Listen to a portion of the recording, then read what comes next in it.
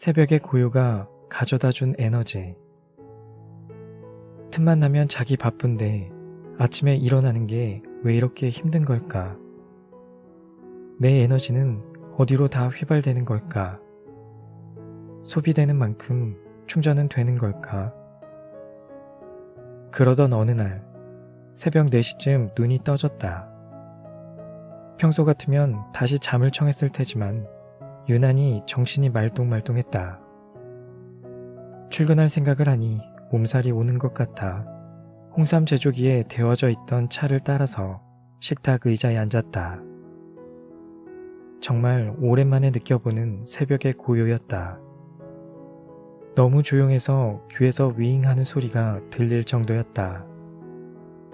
그렇게 조금 앉아있자 묘한 안정감이 느껴졌다.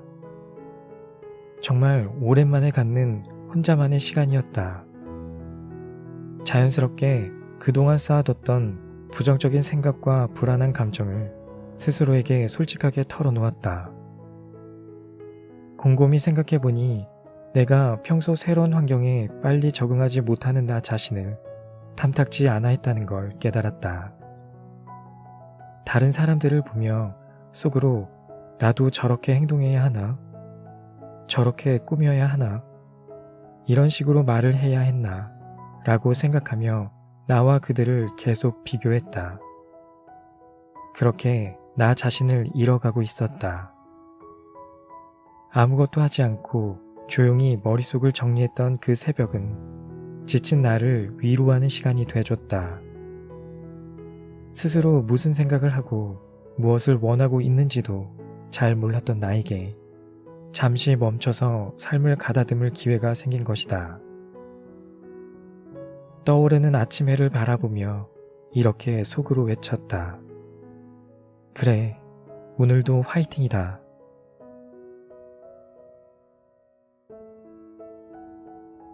안녕하세요. 책이 빛나는 밤의 기현입니다.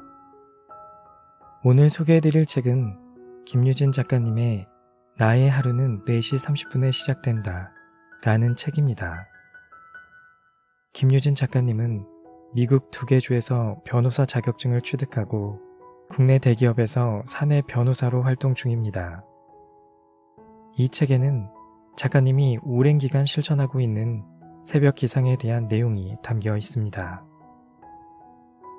새벽 6시도 아니고 새벽 4시 30분이라니 너무 비현실적인 이야기로 들릴 수도 있지만 책을 읽다 보면 절로 고개를 끄덕이며 꼭 한 번은 실천해보고픈 욕구가 솟아납니다.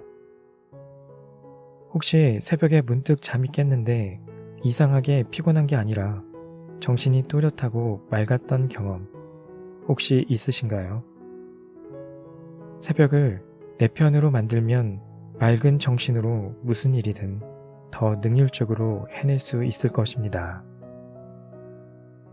여러분들도 의욕이 절로 생기는 새벽의 일상을 한 번쯤 경험해 보시는 건 어떨까요?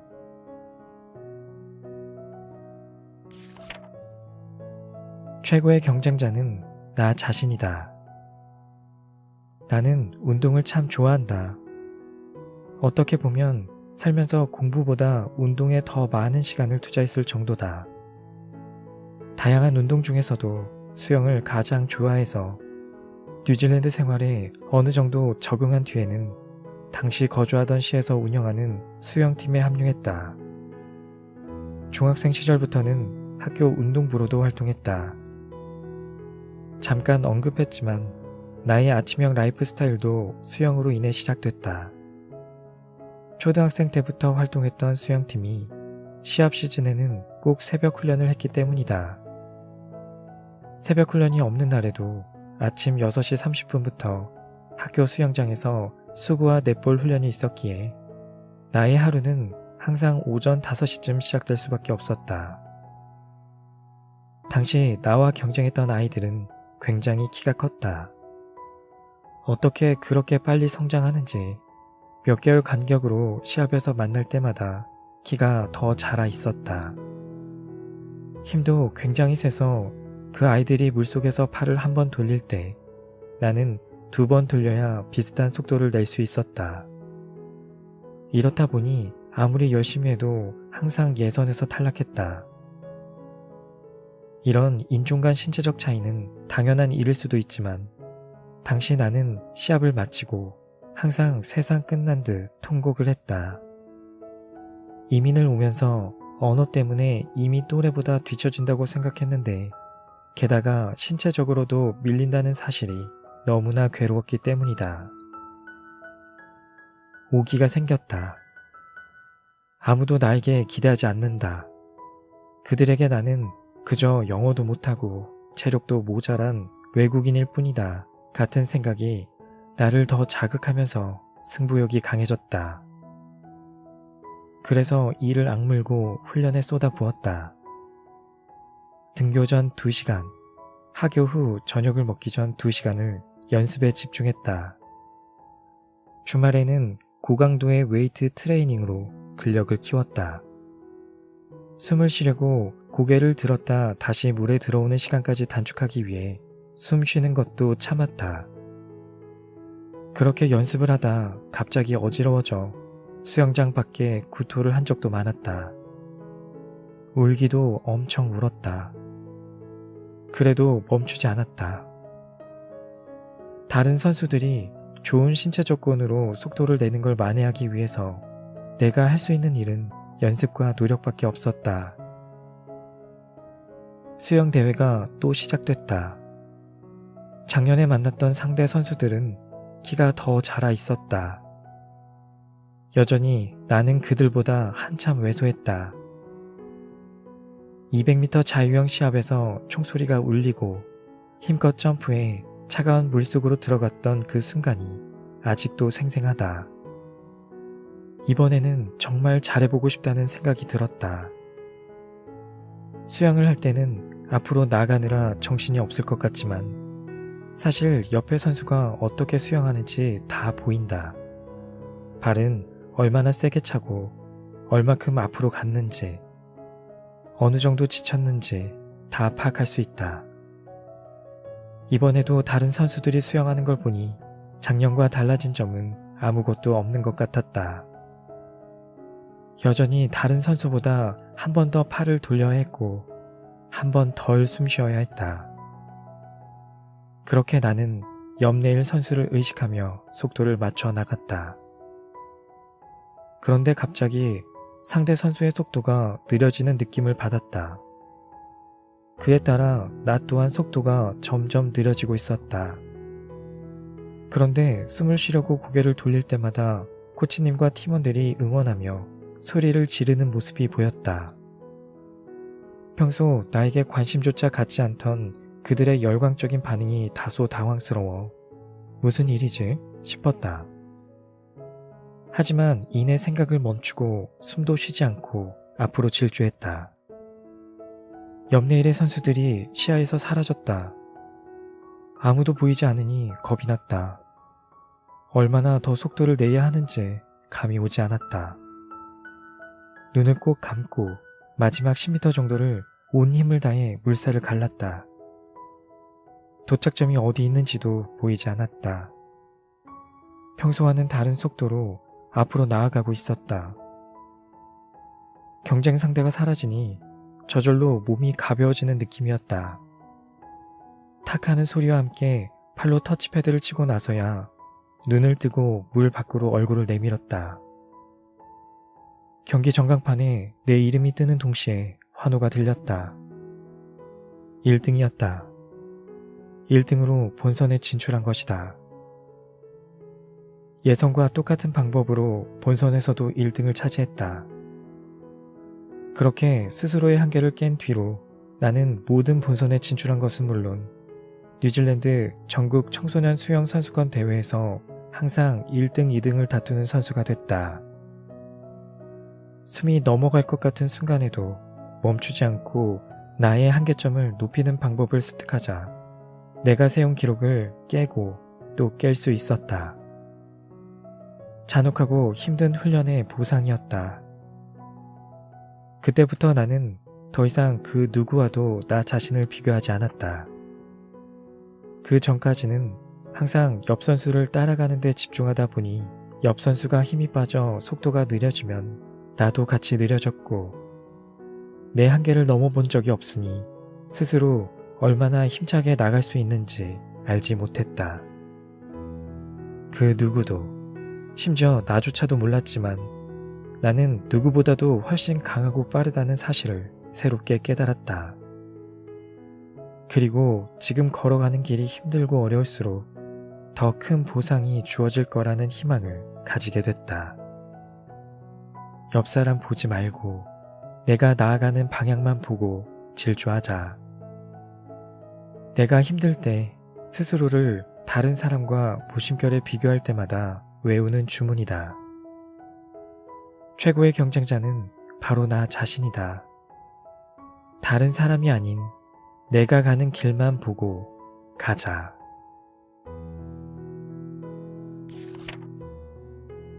오, 4, 3, 2, 1. 일어나자. 새벽 4시 30분이다. 알람이 울린다. 나에게는 두 가지 선택권이 있다. 지금 일어나서 씻고 따뜻한 차를 마시면서 어젯밤 나와 약속한 하루를 시작하든지, 아니면 알람 소리를 무시하고 그냥 푹 자고 일어나서 예전과 다를 바 없는 나날로 돌아가든지. 지금 이 순간 어떤 결정을 내리는지에 따라 앞으로의 삶은 달라질 것이다.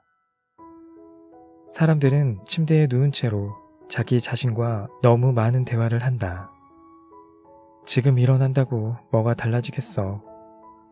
5분만 더 자고 일어나야지. 아침에 할 일은 이따 퇴근하고 저녁에 해야겠다. 등등.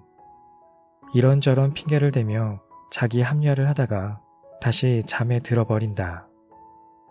하지만 나는 다르다. 이런저런 생각을 할 여유도 없다. 5, 4, 3, 2, 1. 땡. 4시 30분에 알람 소리를 듣는 순간부터 5초 카운트다운을 시작한다. 그 5초 안에 알람을 끄고 눈을 비벼서라도 일어나는 게 나만의 규칙이다.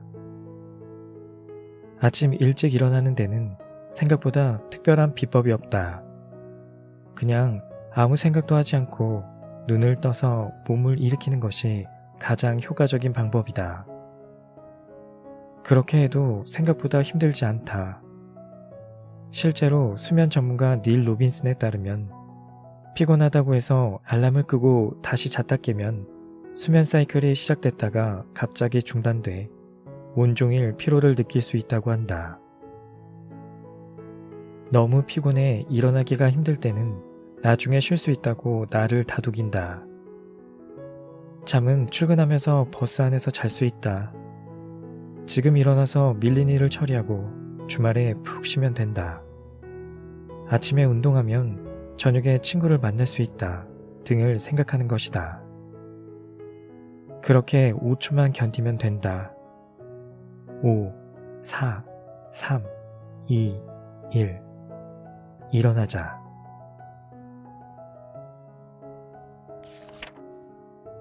늘 거창한 일을 해야 하는 건 아니다.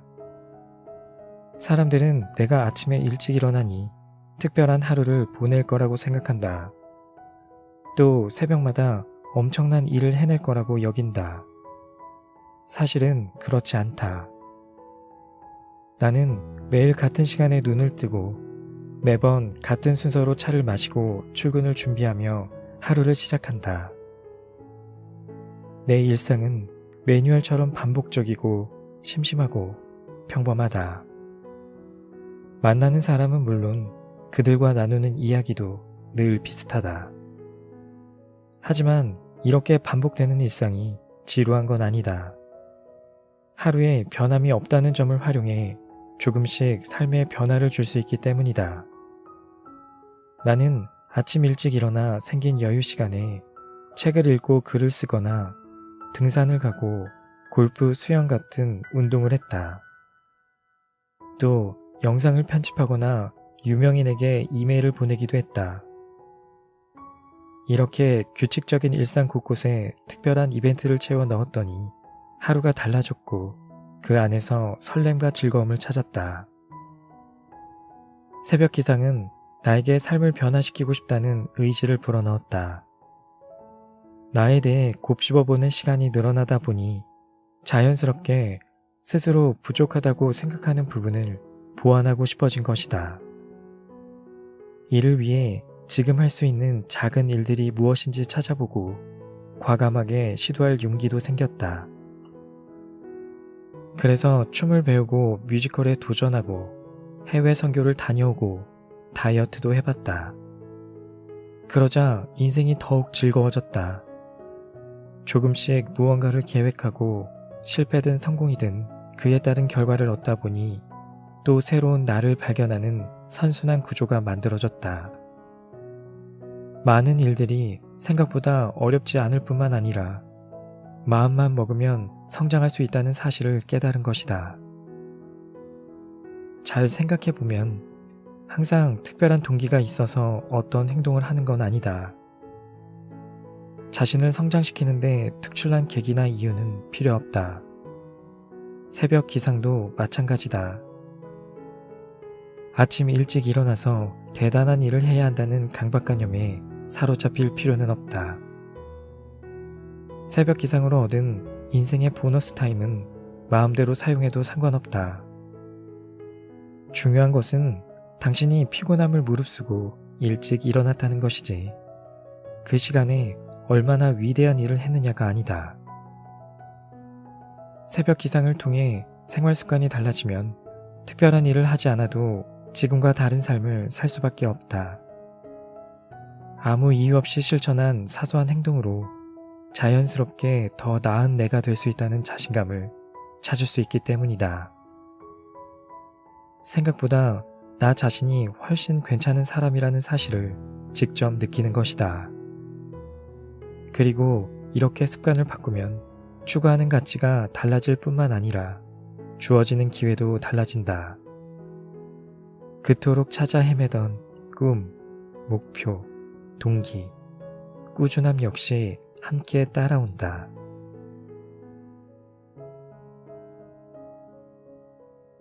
지금까지 책의 일부를 함께 해보았습니다. 끝까지 함께 해주셔서 감사합니다. 지금까지 책이 빛나는 밤의 기현이었습니다.